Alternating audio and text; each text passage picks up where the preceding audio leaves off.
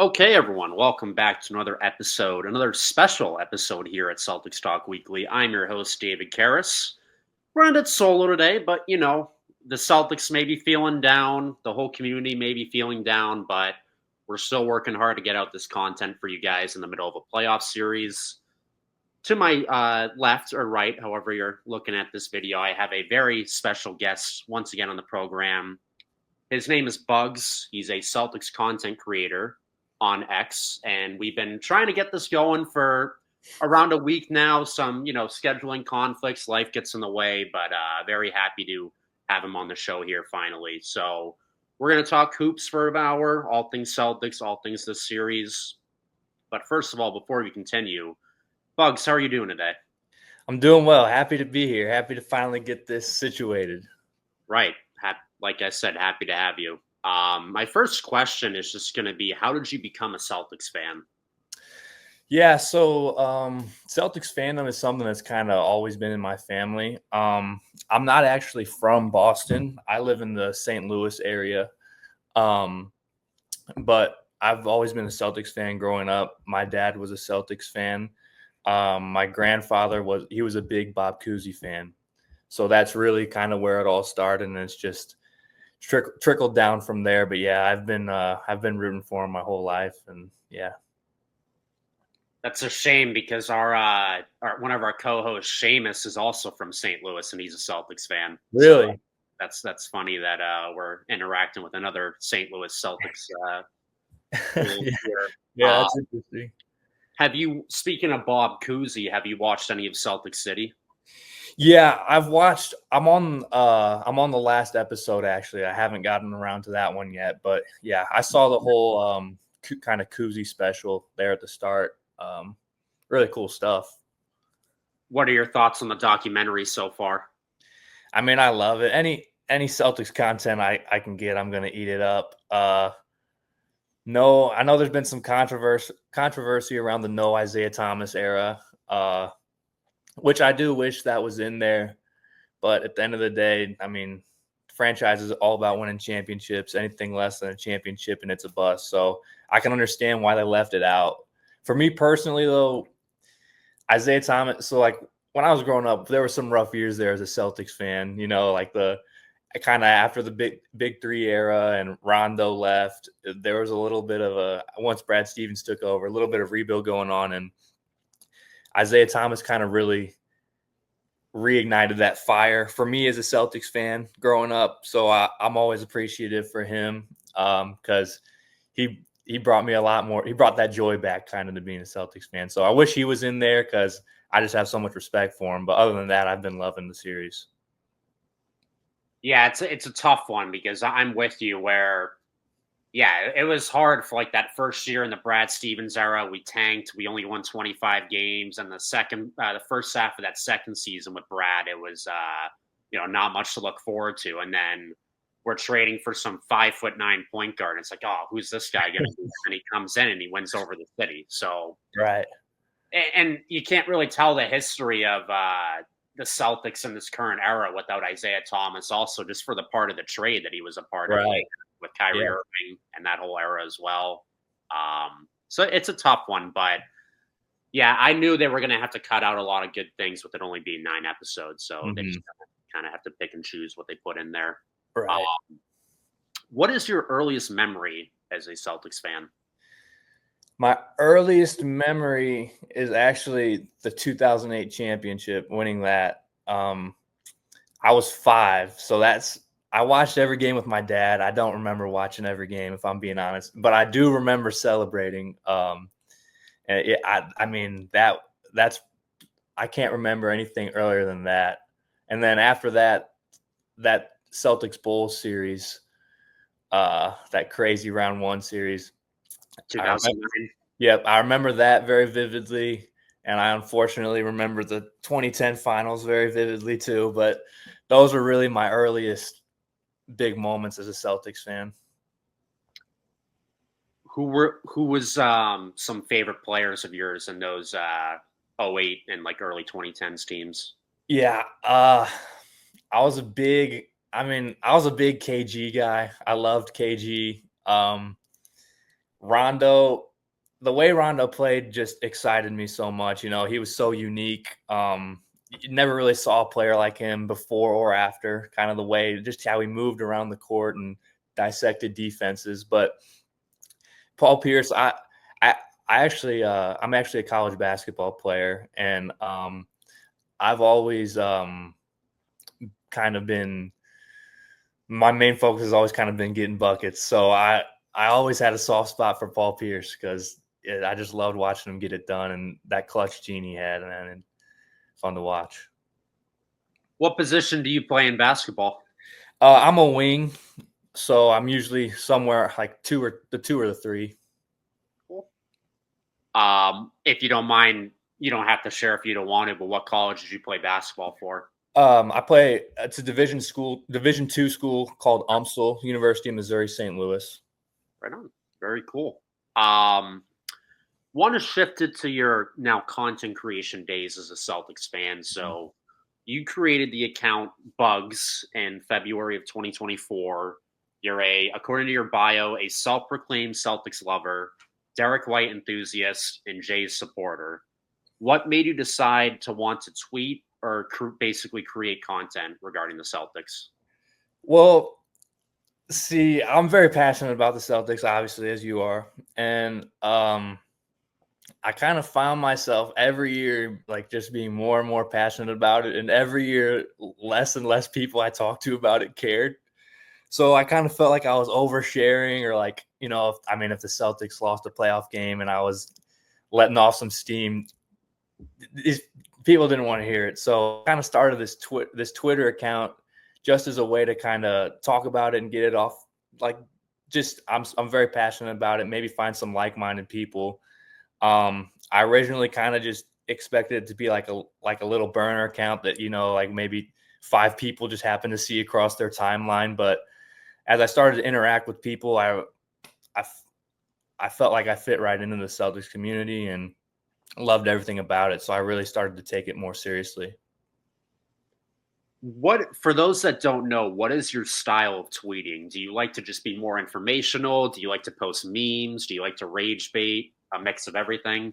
So I've dabbled in a little bit of rage baiting. I posted one thing back in March, I think. It was like comparing Tatum and Shea, and I just posted all team stats, and it got blown out of proportion, which I thought was funny. But I typically don't do the rage baiting. I kind of just like to, like, you know, if somebody's playing well, I kind of like to give them their props, or there's a big play, I kind of like to post something and like post the player's picture with it. Just so, really what I like to do is kind of look back at my old tweets and see like, oh man, yeah, I remember this. Yeah, I remember this. This was a moment that I was just mad at and stuff like that. And I like to let my passion kind of run through me as I tweet. You know, if something comes into my head, I tweet it out. I try to stay as positive as possible.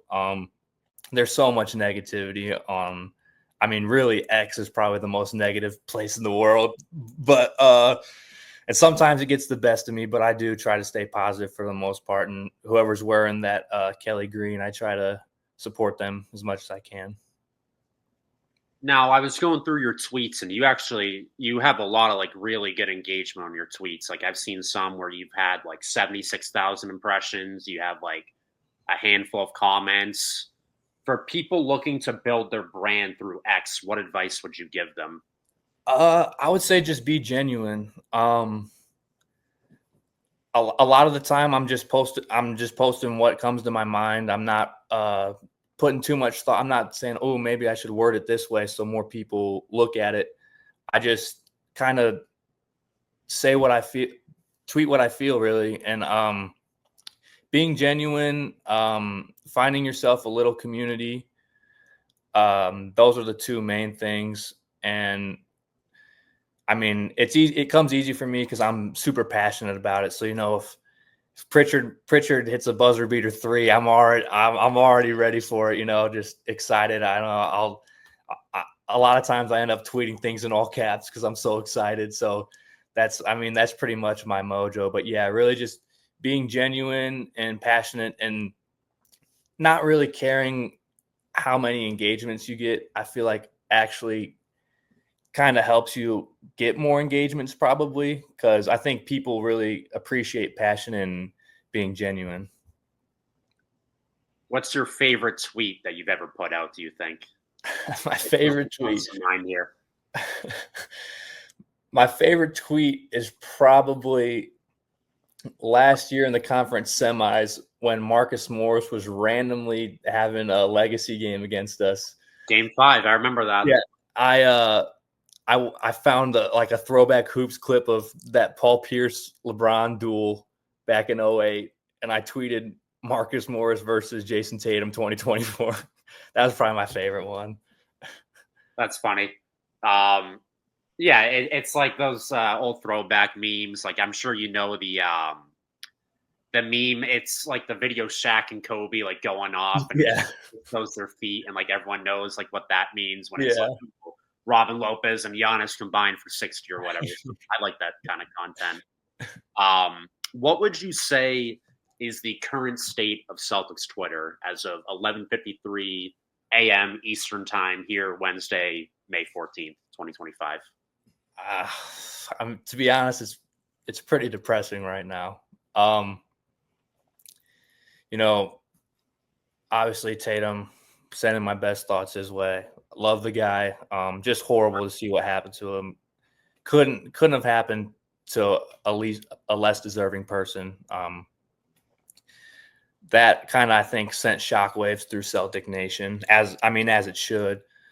But yeah, I've seen a lot of sadness, a lot of coping, but I've also seen a lot of people kind of come together through this trying time. I've seen a lot of people kind of reminiscing and appreciating how good we've had it as Celtics fan. Like last season was such a fun ride. This season really, in the grand scheme of things, I'm not giving up on the C's yet, but it hasn't necessarily come to fruition. And it's unfortunate. There's a lot of unknown right now, with the offseason coming up. How tonight's going to go is even unknown. But I think there are people who are out there trying to spread the right message and stay strong as a Celtics fan, and that's something I really appreciate. Going off what you said just there, does the Celtics winning the championship last season sort of soften the blow for anything that could happen this season if we do end up coming up short? I think it does. And I might sound a little soft saying that, but in today's NBA, man, it's really hard to win. I saw the stat that no defending champ has made it out of the second round the last 5 years. That kind of speaks to the parity of the league nowadays. It's just tough. So I think, and plus, those 16 years felt a lot longer than 16 years without a championship. But yeah, I can't imagine how. I've already been incredibly sad over all this, but had we not won that chip last year, that just adds more fuel to the fire to the what if. And we got out of that championship. I'm able to sleep at night knowing we can call Al Horford champ. So that definitely helps a lot. Of course, either way it sucks, but winning that ring last year, it does soften it a little bit for me. What do you think a post-Achilles injury Jason Tatum would look like? Because we've seen someone like a Kevin Durant where his numbers are either identical or slightly better post-Achilles injury, but the common consensus is he's lost his ability to, or he just doesn't drive to the paint as much anymore. Mm-hmm. Like, he's not worried too much about finishing. He's worried more about being a certified bucket from three-point and mid-range. Mm-hmm. What do you think Tatum's play style will be like after he gets back from his Achilles rehab? Yeah. I fully believe in Tatum and his abilities and his work ethic and his drive. He's just the perfect role model of a basketball player, really, and professional, how he goes about his business. So I do think Kind of having an Achilles tear at 27, I feel like for somebody of his magnitude is kind of something that we haven't seen before. I know I think KD was 30 when he tore his. And I know it's going to take time. I want him to take all the time he needs, of course. But I believe in him. I think once he comes back, say he comes back and he sits out all next year, comes back October of the following year. I still think it's going to take him some time to get used to the hard hitting and all that comes with it, the running up and down the hardwood, driving to the basket. It's going to take him a little bit to get comfortable, but I do believe in him. I mean, he's strong. He's 6'9", whatever, 6'9", 6'8", 6'10", whatever you want to call him there. But I do think he's going to still be able to drive to the basket. Even now, he didn't drive to the basket as much as I would have liked him to all the time. But yeah, I have 100% confidence he'll get back to the player he's supposed to be, and it might look a little different for a while, but I think we'll still get the Jason Tatum we know and love. Now, I just want to shift gears to this season for the Celtics currently. So, if you had to use one word to describe the Celtics this season, what would it be and why? Good question. One word? Because it's been a roller coaster ride of a season. Like last season, to go off what you said earlier, I think it's important that we all realize how good we had it last season, because last season, to quote Jason Tatum's new nickname, was an anomaly. Like, right. That season was just dominant from start to finish. Yeah, right. This season has been dominant, but it's also been a roller coaster ride. Yeah, my word I would probably use is inconsistent. And I mean, we still won 60. We still won 60. We had a great year, but there were times I remember late December, January, I was watching this team play and I was like, man, we don't look like a championship squad right now. And I knew we would get out of that, and we did. But like you said, it's kind of been a roller coaster. That Magic series was a dogfight, and watching that series, I knew we were going to have to grind it out against the Magic. That's their whole brand of basketball. But even still, the team just didn't feel the same way it did last year. They're just, I don't know. It was almost like there wasn't as much. The guys just didn't have as much juice as they did last year, and I think that might come with having been coming off of a championship too. Of course, the guys didn't want it to be like that, but I think human nature, they just naturally kind of maybe weren't as, I don't want to say as up to it, because I know they were giving it their all, but I think there was just a little something. They were kind of missing a jolt, it felt like. And I think that's kind of what we ran into against New York, those two games at home. I mean, we've been pretty poor at home all year, which as a Celtics fan, that really grinds my gears that we're struggling at home. But yeah, one word: inconsistency. 1 minute we look like world beaters, the next minute we look like we've lost it. I think that's the perfect word to describe it. Starting the season 21-5, and then that 11-10 December, January stretch, and then we finished the season 29-6. So, yeah, just very inconsistent. It also doesn't help that our top six only played 25 games together the whole season. So, just a very inconsistent season. I think that's a great way to describe it.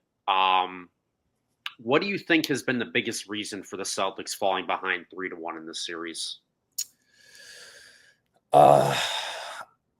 Man, there's a lot of our guys have struggled to find a rhythm.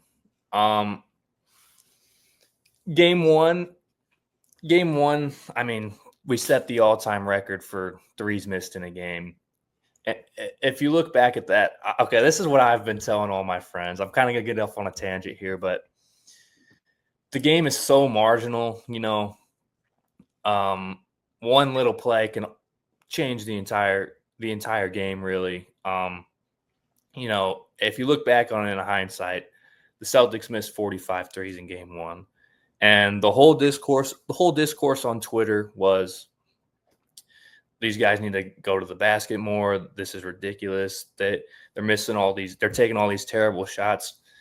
But when I was watching the game, I thought we were taking pretty good shots, to be honest. That's what we've done all year. So for people to say we should kind of get out of our ways in the middle of May, I don't think that's a recipe for success at all.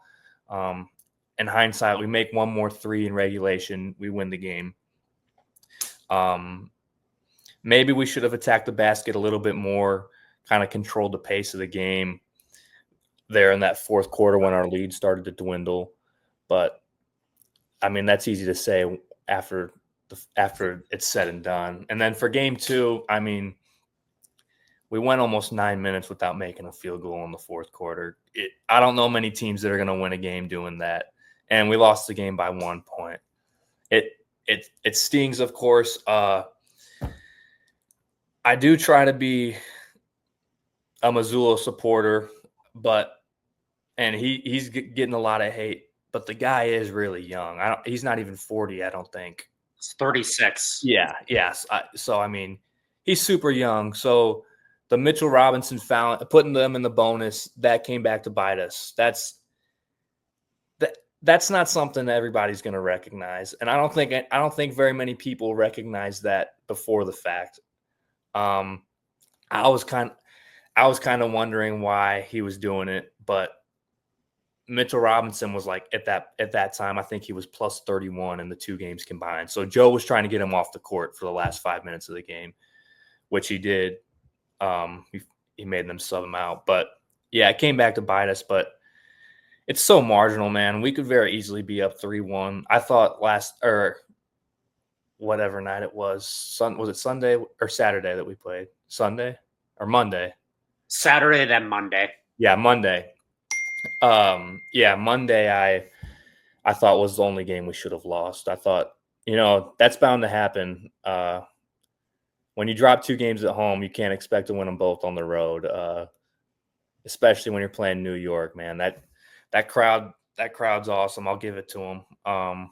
We have the better garden, but that crowd's pretty good. And once they got the crowd into it, they're hitting shots on their. We couldn't get a stop to save our lives there in the fourth, and sometimes that happens when you're on the road. So I'm the same way with the 3-point shooting, where obviously I just think we hit our slump at the worst time possible, just like we did 2 years ago against Miami. Only hitting 25 of your first 100 3-point attempts is not a recipe for success, but there's a difference between looking at a stat sheet and actually watching the games. And like you said, that shot Tatum had at the end of game 2 in the corner, that was a practice 3-pointer, and he just missed it. Right. And there's a difference. Joe Mazzulla said it best, I think, after game 1, where if we hit just 1 or 2 more shots, we're not having this conversation about the Celtics taking too many threes. Mm-hmm. Do I think they got a little bit 3 happy in game 3 or game 4, excuse me? Absolutely. Mm-hmm. We've been seeing that all year, though, and this is what's been working. Like you said, why would we reinvent the wheel in May? That doesn't make any sense. Right. And if the shots don't fall, the shots don't fall. But, we saw in game 3 we were due for an offensive outpouring, and that's what happened. But I personally have no problems with the offensive production. I think it's just like the little things, like you said, fouling Mitchell Robinson and going the bonus in game 2 for them to just take him out right away. Not calling a timeout and drawing up a play at the end of game 2. Letting Mitchell Robinson destroy you on the boards in game 4. And just the little things, too, in game 2, like the Jason Tatum, Jaylen Brown fast break where Tatum threw it to Brown. He couldn't handle the pass. Porzingis can't put back the dunk, and then Deuce McBride gets the layup on the other end. It's so marginal, man. You take those 5-6 plays right there, series is 3-1 the other way. It's kind of crazy but that's basketball. That's basketball. But yeah, piggybacking on your Missoula timeout in game 2, the no timeout call. Did you see that he said, the play just worked? And so we thought I can understand that a little bit. I mean, I would expect an NBA team to adjust after that, which the Knicks obviously did. Yeah.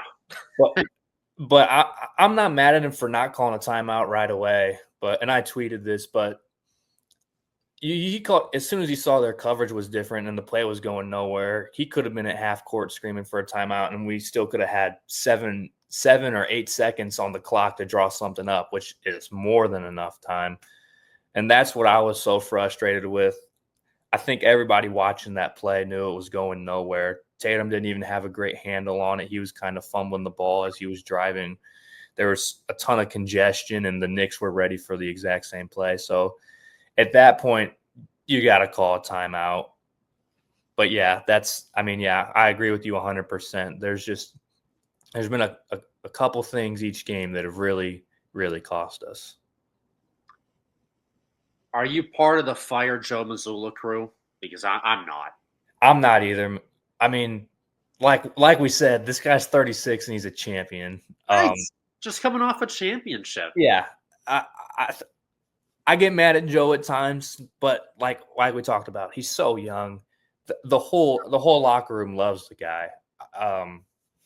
Joe knows what he's doing, man. Every coach makes mistakes, and he's still learning, man. He's only been through it a couple of seasons, So, I mean, he got thrown into the fire the first day of training camp. I'm not on the Fire Joe train. I believe in the guy. I like him.